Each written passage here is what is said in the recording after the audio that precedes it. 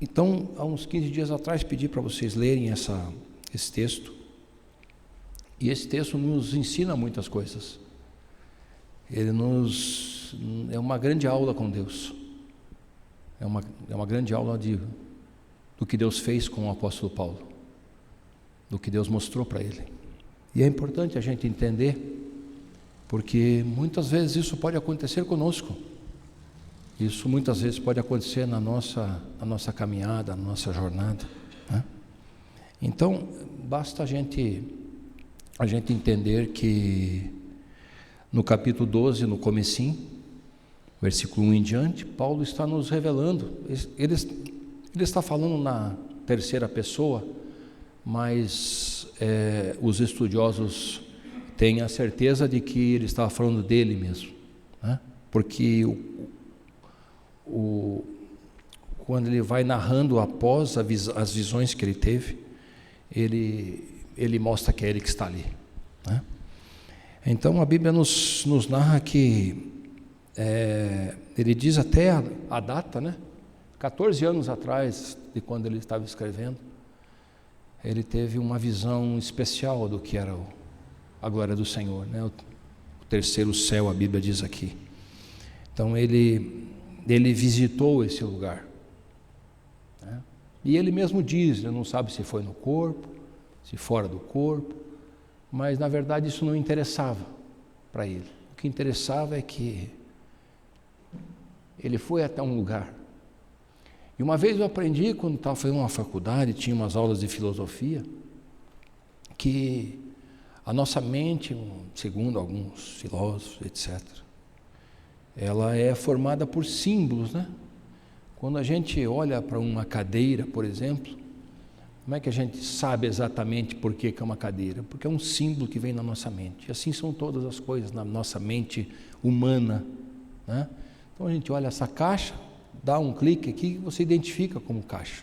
Isso aqui, porque poderia, se fosse o convencional, né? Poderia a cadeira se chamar mesa. Por que se chama cadeira? Alguém uma vez deu esse nome e isso foi embutido, e todas as vezes que a gente olha, a gente é agregado ao nosso cérebro um símbolo e ele está ali. E o que a gente entende aqui dessa passagem é que Paulo não conseguiu exatamente descrever aquilo que ele tinha visto e ouvido. Inclusive foi-lhe dito que ele não tinha como falar sobre aquilo, de tão tremenda que era a revelação que ele recebeu deste lugar, que é o lugar que nós veremos, que nós conheceremos um dia, que nós estaremos ali. Então nós temos que estar preparados para coisas que ali já estaremos com o nosso corpo glorificado, mas vamos estar preparados porque existem coisas ali que nós nunca vimos. Nunca vimos. Mas, relacionado com isso, o que o apóstolo Paulo diz? A ideia dá que ele foi impedido de falar sobre isso. E também a Bíblia narra, como a gente leu, como a gente viu ali no videozinho, que ele recebeu um espinho na carne para que ele não se exaltasse daquilo que ele tinha visto, né? Então, para que ele não ficasse falando, olha, vocês não viram nada, eu que vi tudo, eu que vi isso, eu vi aquilo. Então, é uma passagem, assim, um desafio teológico, porque, na verdade, ninguém sabe exatamente o que era isso, mas os teólogos, uns dizem que era uma doença, outros dizem que era uma tentação, outros dizem que era...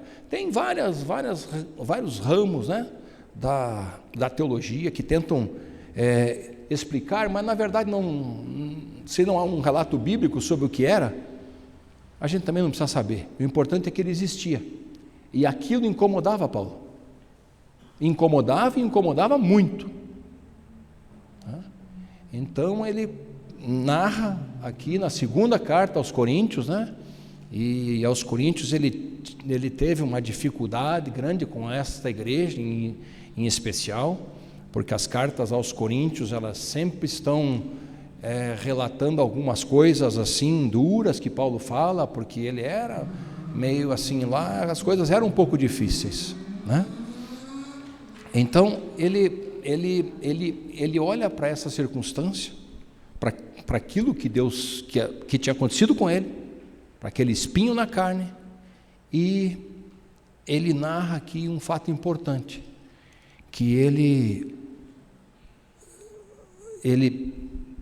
qualifica isso, primeiramente, como algo vindo de Satanás, como um mensageiro de Satanás, para esbofeteá-lo, para que ele não se exaltasse. Então, alguma coisa aconteceu ali. Então, a Bíblia diz que ele narrando, né, que ele orou ao Senhor 3 vezes, para que Deus afastasse aquela circunstância, seja ela qual for, da vida dele. E a resposta que ele tem não era a resposta que exatamente ele queria ouvir. Então, muitas vezes a gente tem respostas de Deus não exatamente da maneira como que a gente quer ouvir. E a questão é, nós estamos preparados, estamos prontos para ouvir as respostas de Deus? Eu ouvi uma vez uma frase, não me lembro quem foi que me falou isso, eu vi em algum lugar, dizendo assim: Deus responde a respostas. E tem uma verdade nisso, né? Porque muitas vezes a gente enche Deus de tantas perguntas, né? Como eu sei que numa época da vida de Jó, ele fez alguns questionamentos ali, perguntando sobre Deus, e Deus falou assim para ele, quando ele imaginou ali, capítulo 37, 38, quando ele imaginou em perguntar alguma coisa para Deus, Deus o faz inúmeras perguntas, né? Quem que segura o mar onde ele está? Quem que conhece todas as estrelas? Quem que conhece? Deus relata aquilo que ele é, né? E Paulo provavelmente, dentro das circunstâncias que ele encontrava-se naquele estado, né, a primeira coisa que ele fez foi o quê? Vamos orar, que é o que a gente faz primeiro, né? Quando a gente tem uma dificuldade, quando está acontecendo alguma coisa, a gente pede oração para os pastores, a gente pede oração para os irmãos, a gente pede oração no grupo, a gente ora, né? E foi o que Paulo fez. E a oração de Paulo teve, como já falei, uma resposta não exatamente daquele gostaria de ter ouvido, ou da solução que ele gostaria de que Deus fizesse na vida dele. Deus não afastou aquele sentimento, Deus não afastou de Paulo aquele espinho na carne. Então, muitas vezes, para começar a ilustrar isso, e eu coloquei quatro observações, ou 4 lições que a gente tira dessa passagem, que foi o que Deus me mostrou. Devem ter várias outras interpretações. Deus seja louvado, porque o Espírito Santo ele se renova em cada texto para um público que ele quer falar. Mas hoje Deus quer falar conosco assim: você está preparado para ouvir a minha resposta? Deus tem falado isso ao meu coração. Você está preparado para ouvir a minha resposta? E logicamente que Paulo orou muitas outras vezes por pessoas, por acontecimentos, e Deus executou exatamente aquilo que ele tinha falado. Deus falou com ele exatamente aquilo, Deus fez exatamente aquilo. Deus o livrou, ele narra lá, né, de afogamentos, de surras, de morte, e passou, teve uma experiência tremenda, né, com Deus. Mas aqui, tudo que ele imaginava, né, provavelmente ele imaginava que quando isso veio sobre ele, quer seja o que quer que seja que veio sobre ele, ele imaginava: não, isso está tranquilo, eu vou orar a Deus e Deus vai resolver para mim. Deus vai resolver para mim, porque tinha uma intimidade com Deus. E muitas vezes a gente deposita isso, né? E de uma certa forma, a gente, nas nossas orações, muitas vezes, a gente pressiona Deus a fazer aquilo que a gente quer que Ele faça, e no momento que a gente quer que Ele execute, e como Ele deve fazer. Muitas e muitas vezes. Eu sou o primeiro a dizer que provavelmente já fiz isso muito.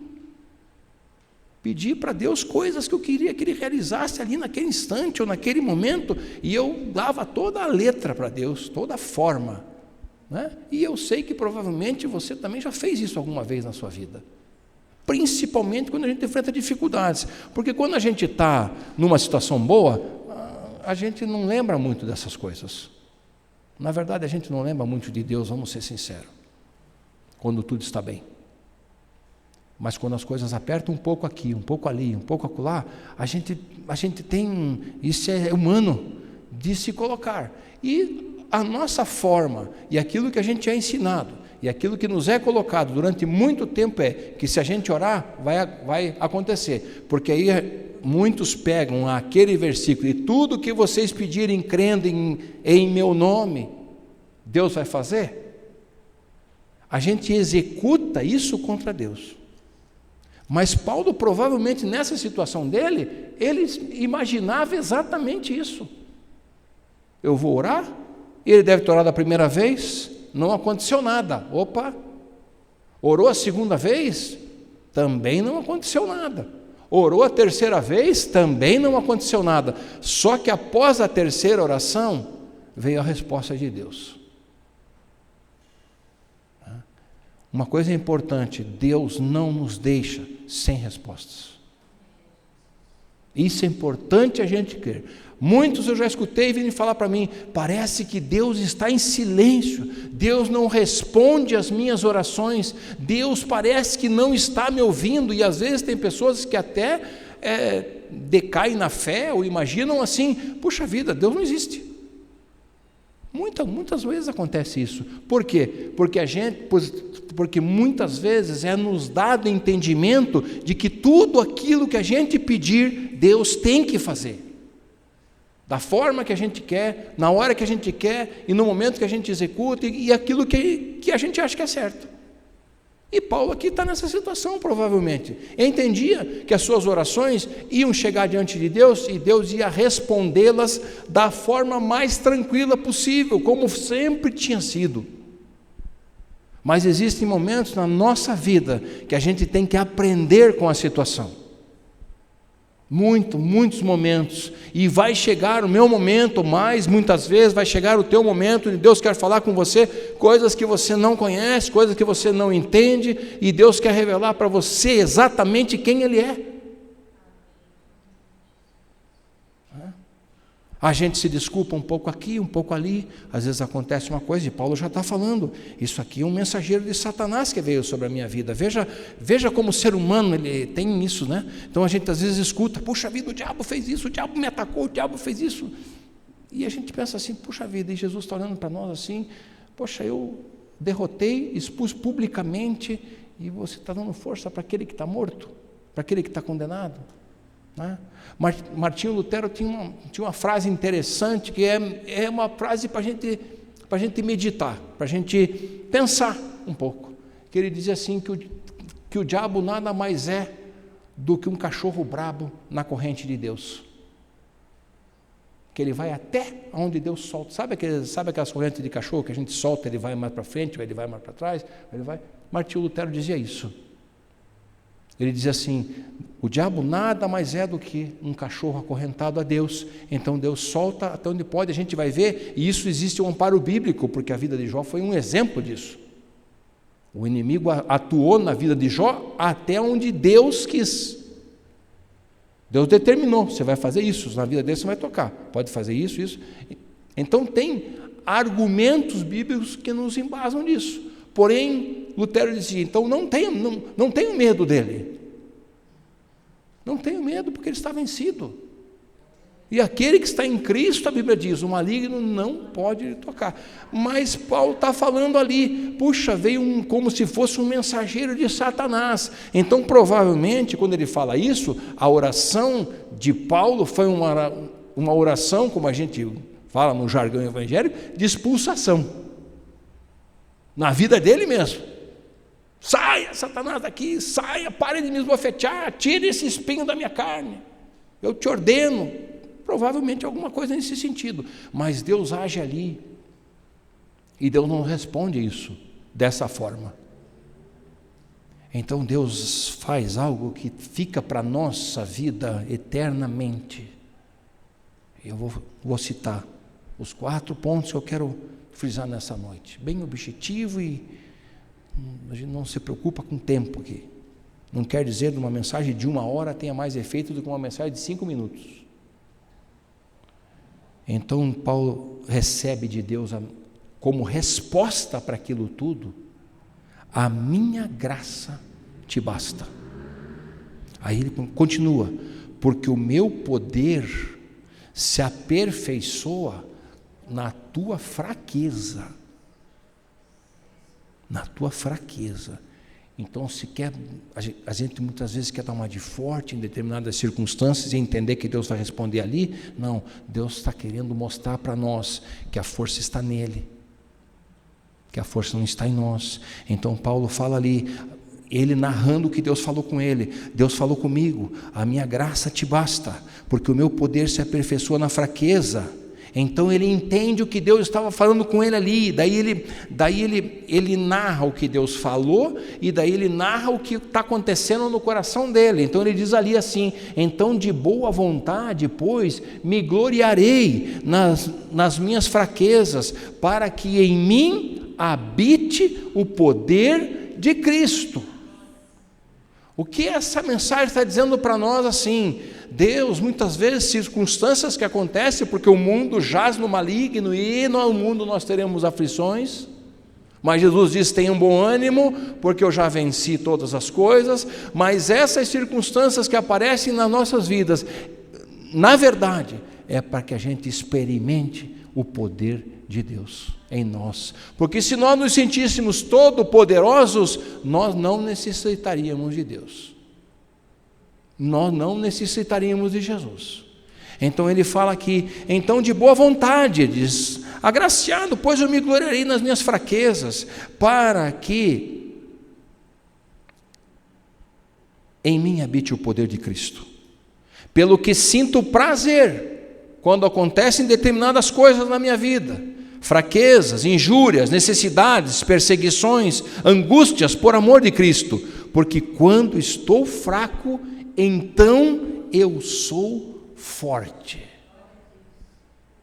Então veja esse texto que ele nos leva a uma condição de examinar o que Deus olha para cada um de nós, porque Deus sabe exatamente o que Ele tem que fazer na minha vida, e provavelmente não é a mesma coisa que na sua vida, não é a mesma coisa que na sua vida.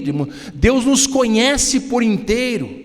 Então Deus muitas vezes permite circunstâncias na nossa vida, não é para nos machucar, não é para nos chicotear, não é para isso, mas Deus mostra para nós circunstâncias para que nele a gente entenda, eu tenho um Deus que na minha fraqueza Ele me faz forte, eu tenho um Deus que quando imagino que tudo está perdido, Ele age, eu tenho um Deus que quando eu penso que vou passar pelo fogo, Ele ameniza o fogo, eu tenho um Deus que quando eu vou passar pela boca do leão, Ele faz o leão jejuar, eu tenho um Deus que quando eu estou me afogando nas minhas lágrimas, Ele é um Deus que me levanta e que diz, a minha graça te basta, eu estou com você, o poder meu está em você agora, exatamente agora.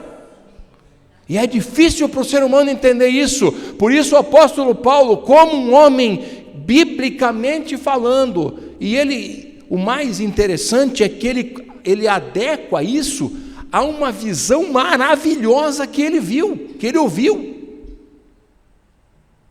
De repente ele não está mais lá no terceiro céu, ele está passando uma dificuldade, ele voltou para a terra, e ele está vivendo aqui na terra, e o espinho da carne dele está cutucando ele, espinhando ele de alguma forma, mas Deus entra em ação ali, e a resposta de Deus não é afastar dele aquele momento, é dizer para ele, creia que eu estou com você, a minha graça te basta. Então agora que você está forte, Paulo, agora que você vai ver o que vai acontecer, é agora que eu vou agir, é agora que eu vou fazer. Então ele dizia, então eu fico contente, você veja que o cenário espiritual de Paulo, o cenário humano dele, nesse capítulo 12, do versículo 1 ao versículo 10, ele muda como uma onda gigantesca.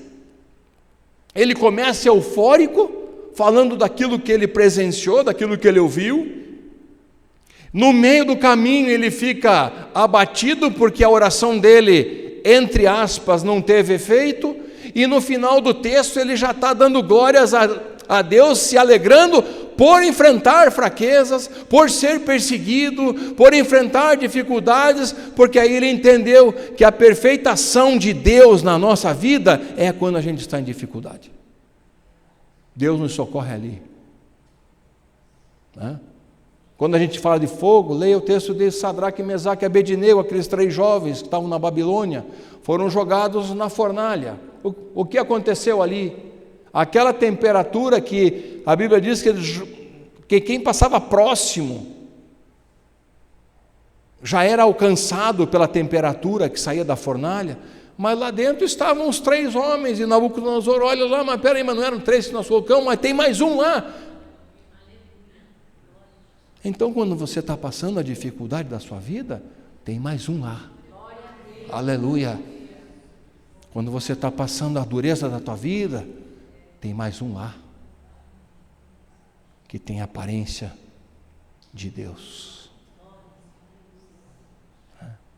Então a gente vai observar isso, e a gente vai entender isso, porque a Bíblia aqui, veja, teoricamente, assim, Paulo era o arquiteto desta igreja de Corinto, afundou, escrevia a eles, né? Então ele não esconde nada daqueles a quem ele ensinou, a quem ele abriu lá como uma igreja, ou como uma comunidade, ou como algo que estava ali plantado, né? Ele narra aquilo que aconteceu com ele. Isso é uma carta, né? Isso é uma carta, ele escreveu. Né? Então eu coloquei quatro pontos aqui, para que a gente marque para hoje como uma lição que Deus está nos dando, como uma revelação que Deus está nos dando, né? Como algo que Deus está querendo falar conosco e dizer, eu estou chancelando isso por intermédio da palavra de Deus, da palavra dele, né? Se não fosse pela palavra, eu não comprovaria nada disso. Eu contaria essa história, talvez muitos não acreditassem, mas a Bíblia está narrando que ela foi verdadeira, né? Então, o primeiro ponto que eu coloco aqui para nós nessa noite é: o sobrenatural é real. O sobrenatural existe. Então, se você está precisando que algo aconteça na sua vida de sobrenatural, saiba que o sobrenatural existe. Paulo viu o sobrenatural. Paulo ouviu coisas sobre o sobrenatural de Deus. Ele foi a um lugar que biblicamente ninguém narrou até hoje. E ele também não pôde dar detalhes, né? E para nós é até bom, viu?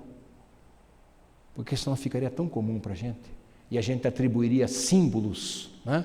Porque a gente entende que a gente precisa compreender o que existe lá em cima, mas a Bíblia diz que olho nenhum viu, nem ouvido nenhum viu o que Deus preparou para aqueles que vão estar com Ele na glória dEle. Então você vai olhar coisas lá que você não vai saber definir pela tua mente humana daqui. Mas a transformação do nosso corpo, na glória de Deus, a gente vai entender o que Deus tem ali. São coisas poderosas, tremendas. Então o sobrenatural existe, no sobrenatural age o milagre, no sobrenatural de Deus age a restauração, no sobrenatural de Deus, porque é só isso, porque senão a gente não conseguiria ser muitas coisas, fazer muitas coisas, ver testemunhos, como a Shirley falou do José. José teve quantos meses internado, Zildo? José teve internado? 3 meses, desenganado várias vezes, mas ele está ali hoje, porque Deus tem um plano ainda na vida dele aqui nessa terra, então Deus restaurou e trouxe ele de volta, né? Isso foi um milagre, isso é algo sobrenatural que acontece, né?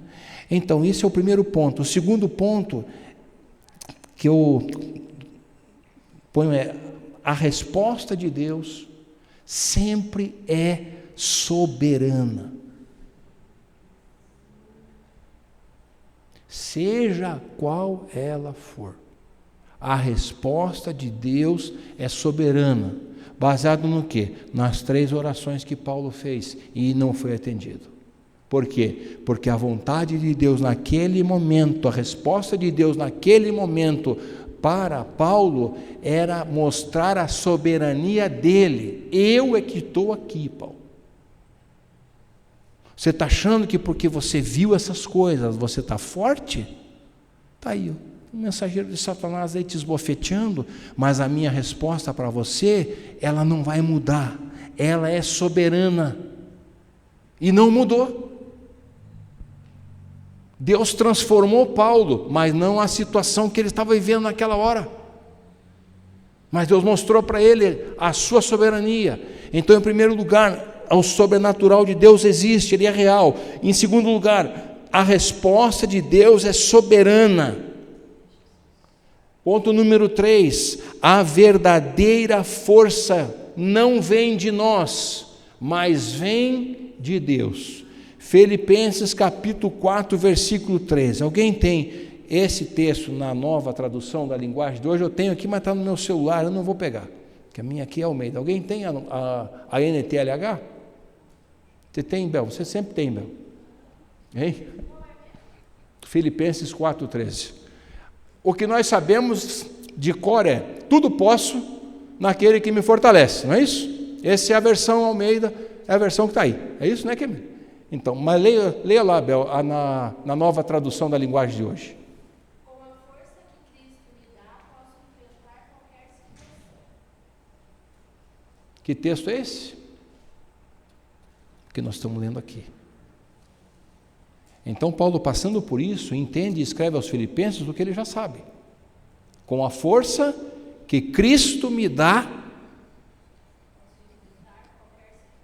posso enfrentar qualquer situação. Com a força de quem? Com a força que eu tenho, eu posso enfrentar qualquer situação? Não, com a força que Cristo me dá. Então, é o que Paulo fala aqui. Então, eu vou entender que nas minhas fraquezas, o poder de Cristo habita em mim. Então, esse é o terceiro ponto. A verdadeira força não vem de nós, mas ela vem de Deus, de Cristo Jesus, sobre as nossas vidas. Quarto ponto,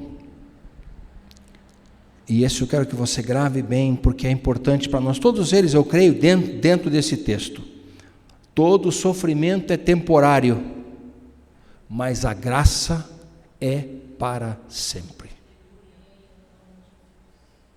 Todo sofrimento que você passa é temporário, mas a graça é para sempre. 2 Coríntios capítulo 4, versículo 16 a 18, o que diz lá?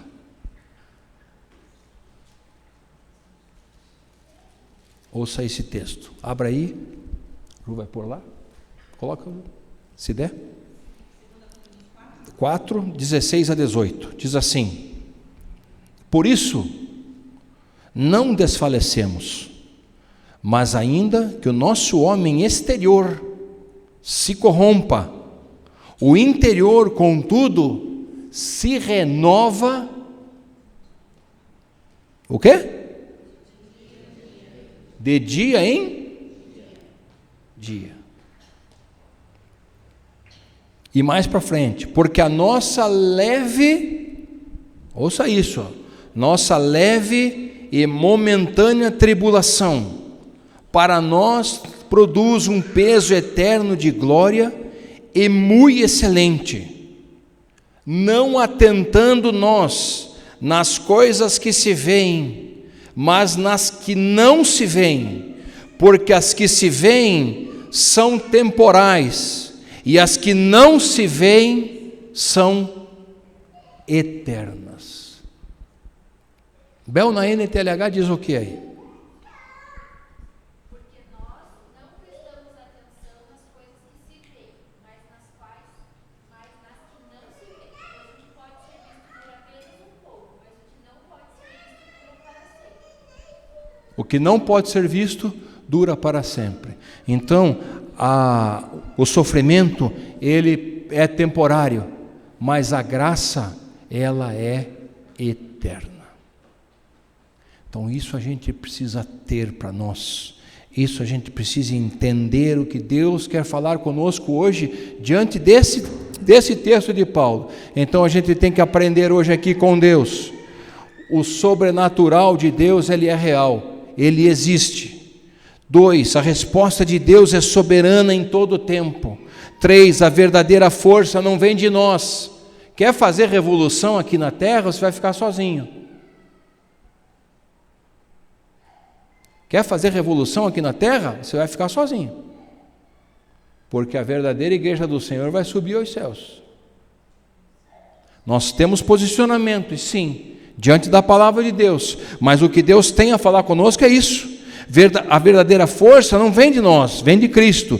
Todo sofrimento é temporário, mas a graça, ela é para sempre. Nós fomos salvos pela graça, exclusivamente pela graça. De nós não há nada que nos leve à salvação, nada.